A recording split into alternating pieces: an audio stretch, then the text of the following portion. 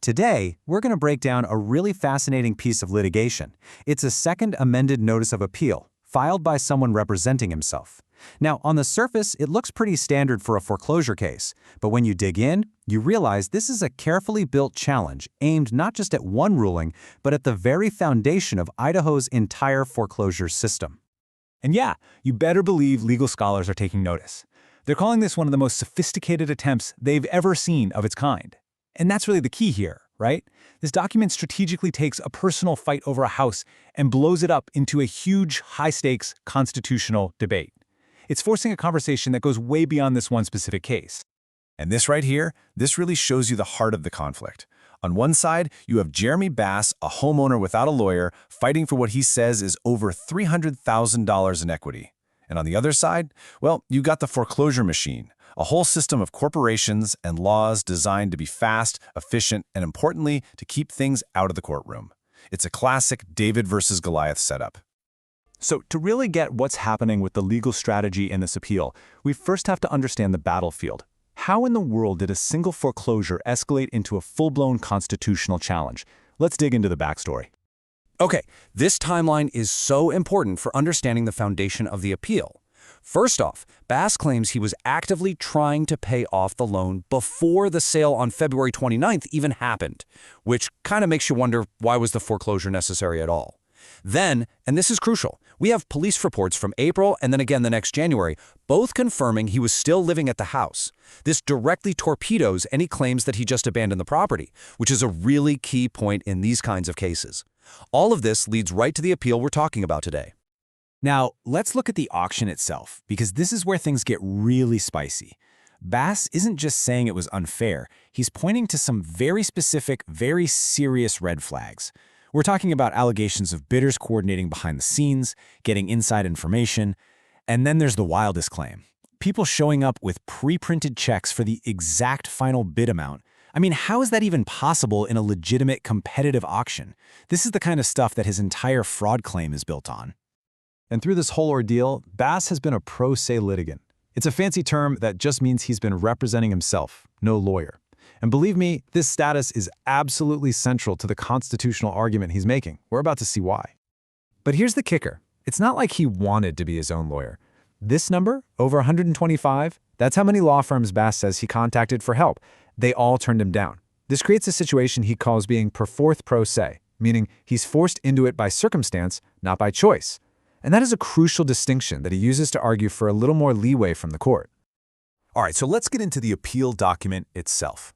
This wasn't some narrow, timid challenge. No, Bass launched a massive 15-point attack on pretty much every single thing the lower court did. This is where you really see that hybrid strategy take shape. He's mixing very specific legal errors with these huge system-level questions. He argues the court completely misapplied the law, that it refused to even look at his evidence of collusion, including a pattern of similar behavior from the same firm over in Utah. He says the court wrongly narrowed the case down to just kicking him out, ignoring the whole messy foreclosure dispute. And then, here's a big one. He raises a serious question about the judge having an undisclosed conflict of interest. It's a full frontal assault on the entire process. But here it is. This is the masterstroke. Bass goes beyond just his own situation by using a really powerful legal tool, certification questions. What he's doing is asking the Idaho Supreme Court to step in and give a final ruling on these huge, critical points of law. In doing this, he's not just fighting his case anymore. He is, effectively, putting the entire judicial system on trial. And this is his first huge question. He's basically asking, can the courts in Idaho use procedure as a shield to make something that's clearly fraudulent legitimate? He's challenging the very idea that a court's job is just to check the right boxes instead of ensuring real, actual justice is done. And that's why you have legal ethics professors saying stuff like this. It's not just a dry, technical question. It's a deep, philosophical one about what we even have courts for in the first place, to find the truth and do what's right, especially when there are serious allegations of fraud on the table. His second key question takes aim directly at the disadvantages regular people face in court. Is it really fair? Is it really equitable to hold a normal citizen, especially one who is forced to represent himself, to the very same standard of knowledge as a specialized expert foreclosure lawyer? And right here, in his own words, you see the heart of his argument. He's not asking for a free pass on the rules. He's arguing that for someone who tried and failed to get a lawyer, holding them to a rigid professional standard is just fundamentally unfair. He's saying due process has to mean something different in that situation. So you might be thinking, okay, an interesting case in Idaho, but why should I care? Well, because the answers to the questions Bass is putting before the state's highest court could create aftershocks that totally reshape the balance between creditors and homeowners everywhere. I mean, think about it. A ruling in his favor could force a much closer look at how these auctions are run, disrupting the whole non-judicial model. It could completely change the rules for how courts treat people representing themselves in these incredibly complex cases. It might even empower judges to look past the paperwork and really investigate if a foreclosure sale was legitimate in the first place. This whole thing is a test of where we draw the line between rules are rules, and this just isn't right. Which is why this quote from a legal observer just nails it.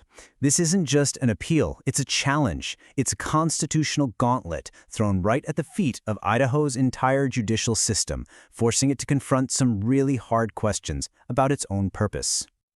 And so that leaves us with the final hanging question. The challenge has been made, the arguments laid out with remarkable skill for someone doing this all on their own. Now, we just have to wait and see.